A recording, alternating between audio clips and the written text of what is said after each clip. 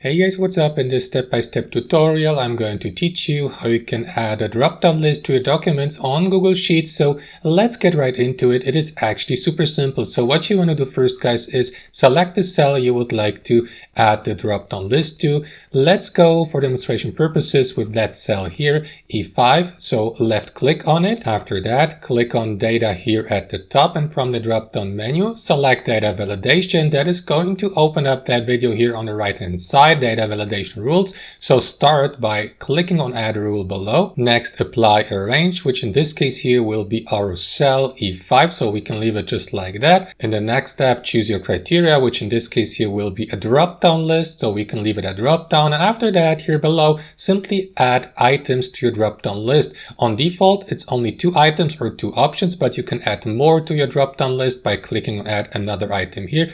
So let me add item number 3.